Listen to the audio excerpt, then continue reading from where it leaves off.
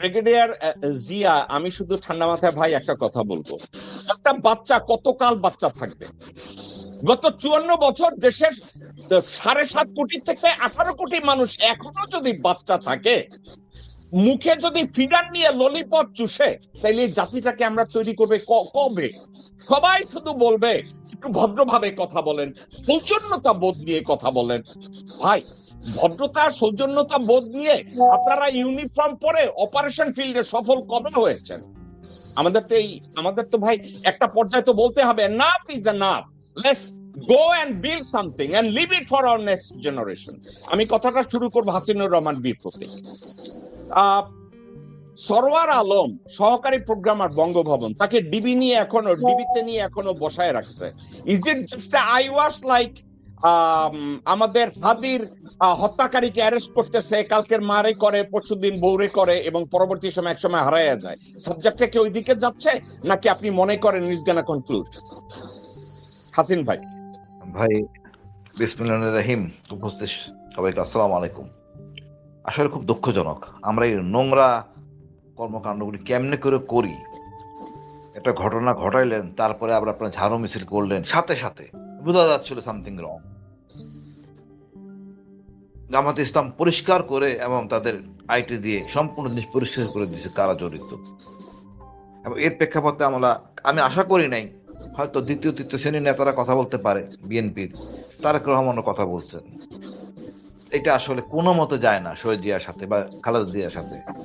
আমরা এত নোংরা কথা বলা উচিত না।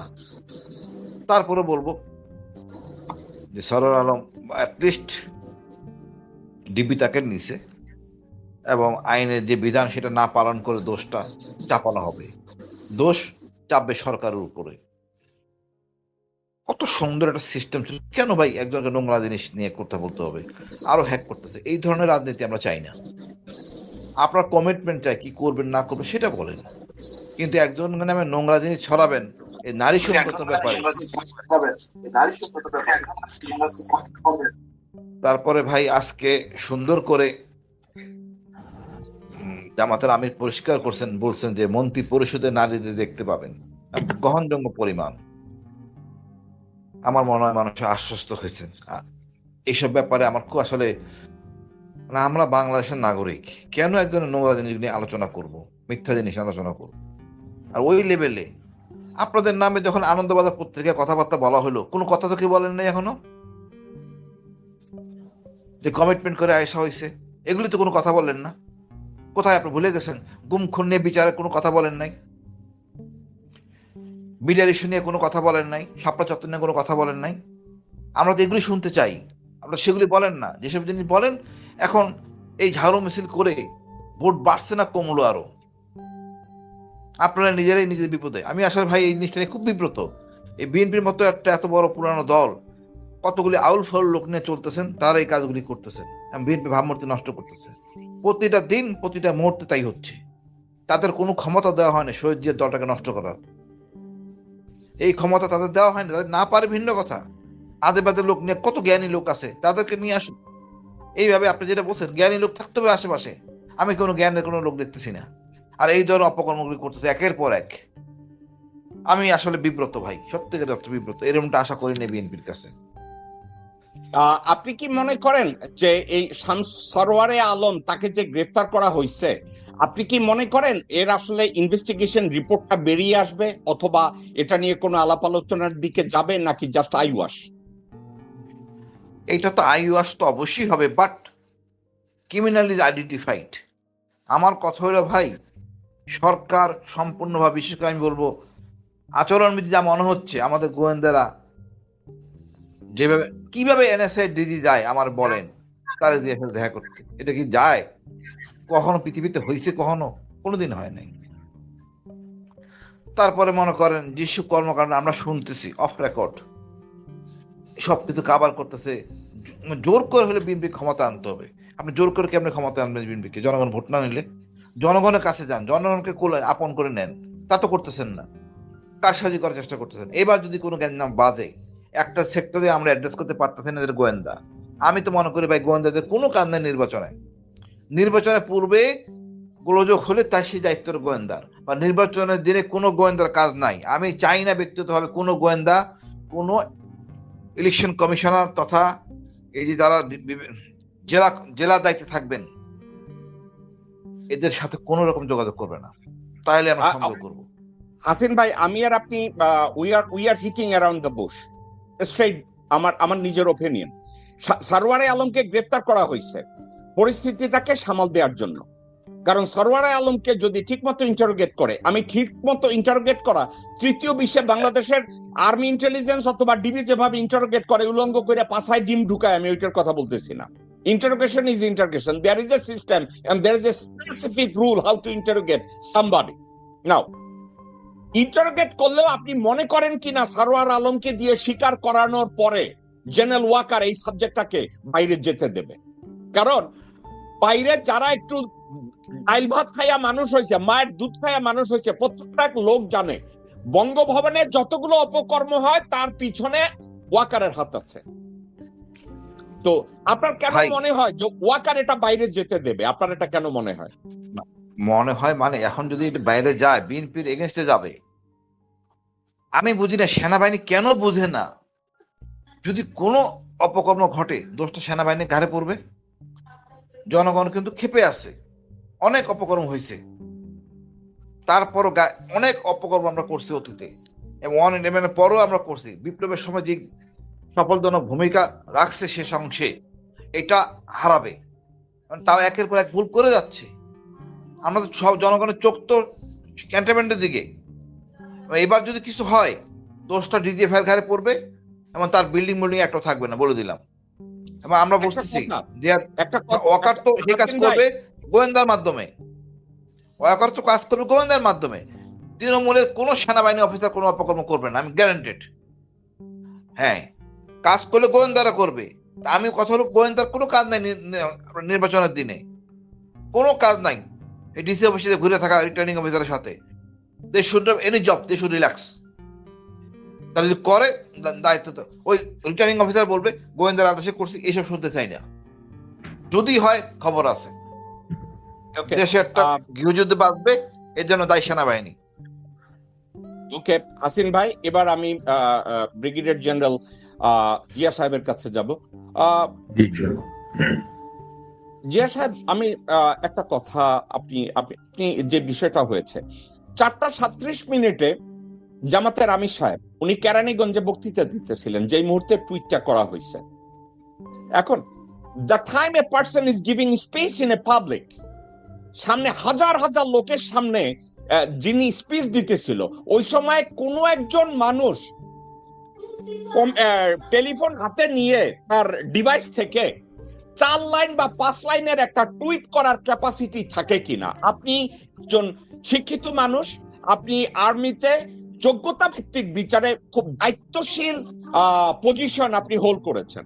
ব্যক্তি জিয়াকে যদি আপনি জিজ্ঞাসা করি, বাট আপনি হাজার হাজার লোকজনের সামনে বক্তৃতা দিতেছেন, ওই মুহূর্তে আপনার দ্বারা একটা টুইট করা সম্ভব কিনা 4 থেকে 5 লাইনের? না, প্রথম কথা অনেক ধন্যবাদ আপনার প্রশ্নের জন্য। এটা তো প্রথম কথা হলো জামাতে আমির ডাক্তার শফিকুর রহমান কিন্তু উনি যখন কথা বলেন উনি কিন্তু ওনার আশেপাশে কোনো ফোন থাকে না, মাইক্রোফোনের আশেপাশে কোনো ফোন থাকে না। He speaks right from the memory and he is a fluent speaker. ওনার কথার ভিতরে কোনো ডিসকানেক্ট নাই, মানে একটা সাবজেক্ট থেকে আরেক সাবজেক্ট ট্রানজিশন যেটা বলি আমরা, এই ট্রানজিশনে ওনার কোনো জড়তা নাই। It is a continuous flow of talk এবং all are relevant one after the other. এটা মনে হয় যেন ওনার সাজানো সবগুলি।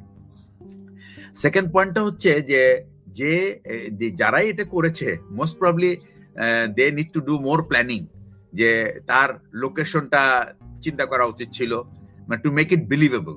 তো এই when you do a wrong thing you always leave the sign that this is being done wrongly without planning. খুবই কাঁচা প্ল্যানিং আমি বলবো। আর একটা জিনিস হলো ওনার ব্যক্তিগত যে আচরণ, আজ পর্যন্ত আমরা যা দেখেছি, মানে রাইট ফ্রম আফটার দি, আমি তো অ্যাকচুয়ালি ওনাকে চিনি, আমি অনেক ছোট ছিলাম, মানে ইয়াং অফিসার ছিলাম। উনি যখন ইলেকশন করে 91-এ, উনি কিন্তু সিলেট 1 আসন থেকে প্রথম উনি কিন্তু আপনার ইলেকশন করেছেন এবং সেই আসনে সম্ভবত সাইফুর রহমান সাহেব ছিলেন ওনার প্রতিদ্বন্দ্বী। তো উনি কিন্তু সেই আসন থেকে তখন উনি মানে নির্বাচন করেছেন। আমি ওনার নামটা কিন্তু সিলেটেই জানি। এরপরে যখন আমি দেখলাম যে জামাতের টপ লিডারদেরকে ফাঁসি টাসি দিয়ে একবারে ক্লিন আপ করে ফেলা হয়েছে, তখন উনি হি কেম টু লিডারশিপ, এবং সেই থেকে উনি কিন্তু জামাতের আমির। Most probably this is his third tenure he is passing. এবং উনার যে কথা আমরা যে পর্যন্ত যেটা শুনেছি, উনি কিন্তু এই ধরনের মানে বাজে লেখার মতো মানসিকতার মানুষ না। Nobody will believe it. সুতরাং উনি যদি এটাই যদি ওনার টুইট থেকে করা, যেটা যদি অন্য কেউ হতো হয়তো বা এটা বিশ্বাসযোগ্য হতো। এই নো ওয়ে, মানে জামাতে আমিরের কথাবার্তা থেকে এটা কখনোই আসে না। আর অ্যাকচুয়ালি আমাদের দেশের এখন কিন্তু এই যে এই মুহূর্তে পার্টির টপ লিডারশিপ যারা, আমরা কিন্তু এই যে 5ই আগস্টের পরিবর্তনের পরে আমরা একটা আশা করেছিলাম যে তাদের ভিতরে একটা পজিটিভ কালচার, এই যে শেখ হাসিনার সময় যেটা ছিল, সে তো কোনোদিন ভালো কথা কাউকে বলতে পারে নাই, তার মুখে কোনো সুনাম নাই, কোনো প্রেইজ নাই, কোনো গ্র্যাটিফিকেশন নাই, কিছুই নাই। সো আমরা ভেবেছিলাম যে যেহেতু ওই ক্যারেক্টারটা ইজ লস্ট ফ্রম দি, যার কারণে কিন্তু পুরো পার্টিটা contaminated, everybody use to do this abuse. তো আমাদের এখন যে পলিটিক্সটা চলছে, এখানে কিন্তু বেশিরভাগ লোকই কিন্তু খুবই, they were all under lot of discrimination, lot of torture, they had very difficult life for 15-16 years. এবং তাদের তো অ্যাটলিস্ট একে অপরের প্রতি সহমর্মিতা থাকা উচিত, রেসপেক্ট থাকা উচিত। আর রাজনীতিতে যদি পার্টি হেড যদি একজন আরেকজনকে রেসপেক্ট না করে, তাহলে কিন্তু এই পলিটিক্স কিন্তু এখন যেটা দাঁড়িয়ে আছে সেটা কিন্তু ভঙ্গুর। আমি একটু আনঅফিসিয়াল আমি শুনেছি যে ডক্টর শফিকুর রহমান উনি ঢাকা 17-র যে জামাতের ক্যান্ডিডেট আছে তাকে স্পেশাল কশন দিয়েছেন উনি, যে আপনি বিএনপি চেয়ারপারসনের বিরুদ্ধে আপনি নির্বাচন করছেন, আপনার কথাবার্তা হতে হবে অত্যন্ত সংযত, এবং উনি কিন্তু একটা দলের নেতা। আমি চাই না যে আপনি কোনোভাবেই ওনার মান সম্মানকে আপনি ক্ষুণ্ণ করে কোনো কথা বলেন। এই কথাটা কিন্তু উনি বলেছেন, এবং এটা এবং উনি খালি ডাক্তার খালিদুজ্জামান না, উনি বরং উনার লেভেলের বা উনার পরের লেভেলের যারা সিনিয়র লিডার সবাইকে কিন্তু এই কথাটা বলেছেন যে আপনারা যখনই কথা বলেন, বিশেষ করে মানে প্রেসিডেন্ট জিয়াউর রহমানের সন্তান প্লাস বেগম খালেদা জিয়া ছিল তাদের দীর্ঘদিনের রাজনৈতিক সঙ্গী, এবং উনার প্রতি এনাদের যে রেসপেক্ট, প্লাস খালেদা জিয়া যখন উনি রাজনীতি করেছেন, যে ইসলামী ধারার যে রাজনীতিবিদরা ছিলেন তাদের প্রতি কিন্তু উনি খুব রেসপেক্টফুল ছিলেন, এবং উনি একটা স্পেশাল ট্রাস্ট ছিল এদের উপরে। এই জামাতের সঙ্গে বিএনপির যে আলাদা করার এই যে চালটা বা এই স্ট্র্যাটেজিটা, এটা কিন্তু 2001 সনে যখন বিএনপি ক্ষমতায় আসলো, এবং এটা মানে ব্রুট মেজরিটিতে যখন ক্ষমতায় আসে, তখন কিন্তু ব্রিগেডিয়ার জিয়া, আপনি বেয়াদবি নেবেন না, আপনাকে আমি একটু থামাই। আপনি যেটা বলছেন মিউচুয়াল রেসপেক্ট বিটুইন লিডারশিপ, আপনি এই কথাটাই বলতে চাচ্ছেন যে ডক্টর শফিক সাহেব এই কথাটা বলছে। সাবজেক্টটা কিন্তু রেসিপ্রোকাল হওয়া উচিত। এক্স্যাক্টলি শফিক সাহেবও সম্মান করবে, তারেক সাহেবও সম্মান করবে, এটা হওয়া উচিত না? অফকোর্স এটা যদি হয়, for example colonel Hasin is Tarique Rahman, he is the chairman of BNP, হঠাৎ করে এ ধরনের একটা টুইট আসলো ওনার নামে, কর্নেল হাসিন কি দলের নেতা হিসেবে ডক্টর শফিককে একটু ফোন করে বলবে না যে চাচা বা আঙ্কেল বা ভাই এই টুইটটা আপনি করেছেন কিনা? উনি কি এটা ভেরিফাই করতে পারতেন না? হ্যাঁ, এবং এটা তো একটা, এটা মনে করেন সেটা নাই করলো, যখন এটা অলরেডি জানা গেল যে এই ঘটনাটা ঘটেছে, এইটারও কিন্তু একটা সৌজন্যবোধ, যে he could just give a call that আমি শুনলাম এরকম একটা ব্যাপার, this is very ugly, it can happen to me as well, so I feel totally disgusted on the very attempt of assassinating an individual's character, যেটা আমি কোনোভাবে সমর্থন করি না, এবং I am beside you and we will together will fight this cyber hackers. এই যে এটা কথা, এটা যে তারেক রহমানকে একটা কোন একটা লেভেলে তার রেসপেক্টটা বেড়ে যেত। এই যে personal, actually people don't understand this that personal, এই যে রেসপেক্টিং আদার্স, এটা যে কত তাকে এলিভেট করে, এই বিষয়টা মনে হয় আমাদের রাজনীতিবিদদের ভিতরেই নাই, এবং এটা খুবই একটা দুঃখজনক একটা চিত্র আমরা দেখছি। মানে Okay. ইউ এখন আর ইউ আর এ আমি- competitor, you are not enemy to each other. হ্যাঁ, ট্রু, আই অ্যাগ্রি। আপনাকে আমি এটার উপরেই একটা কথা, এই সাবজেক্টটাকে আমি কনক্লুড করবো, অন্য বিষয়ে যাব। আপনি কি মনে করেন যে Tarique Rahman and BNP so far এই বিষয়টাকে ঠিকভাবে হ্যান্ডেল করেছে বলে আপনি মনে করেন? I don't think so, I don't think. Okay, এখন আমি আমার ইন্ট্রোডাকশনে একটা কথা বলছি। একটা ট্রেনের ইঞ্জিন যদি লাইনচ্যুত হয়, ওই ট্রেন কি কখনো গন্তব্যে পৌঁছে? জি, না। আপনার কাছে আমি না, প্রশ্ন করছি। এটা এটা এটা হ্যাঁ, বুঝতে পারছি। এটা তো আপনার কখনো ড্রাইভার ইজ ভেরি ইম্পর্টেন্ট। পুরো দলটা কিন্তু তার চাল চলন, তার কন্ডাক্ট, তার বিহেভিয়ার, তার অ্যাটিটিউড, এগুলোর উপরে কিন্তু ইট ইজ অল, মানে এইটার ইফেক্টটা এন্টায়ার দলের উপরে পড়বে। সুতরাং Okay. এইখানে যদি টপ লেভেলে যদি এই অবস্থা হয়, নিচের দিকে কিন্তু আরো ভয়াবহ অবস্থা হবে। সুতরাং একটা এই কথা, কথাটা একটা কথা আপনি আমাকে বলছেন, গত 16 বছরের অপশাসনের জন্য contamination within the society, within the family, within the political arena, total জিনিসটা কন্টামিনেটেড।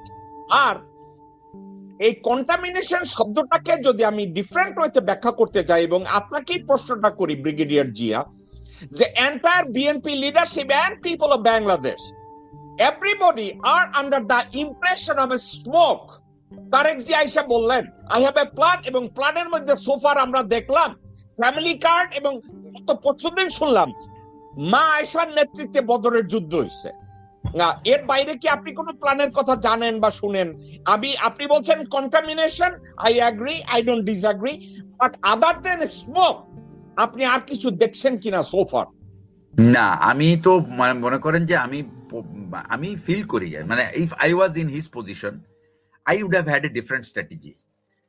বাট আমার কাছে যেটা মনে হয়, he has a preset things and he just playing it. এই প্রিসেট যে plan, that plan will not work in any politics. Actually politics changes almost every day, even the morning in the evening, the mood might be different. একটা incident can redirect or it can simply show a different result in your support. আর একটা জিনিস হলো যে আমাদের এটার আরেকটা কারণটা হচ্ছে, আমি আপনাকে বলি, সেটা হচ্ছে যে আনফরচুনেটলি আমাদের media, they have given him a feeling actually you are unchallenged, nobody can challenge you. এই যে একটা ফিলিংস দেওয়া, and that's how Hasina was created. And the same way the media is cooking Mr. Tariq Zia to be another, maybe another autocrat. But that particular, এবং এটা কিন্তু this is just the beginning. এটা কিন্তু শুরু হয়ে গেছে. It's a huge race going on. Who could be a better oiler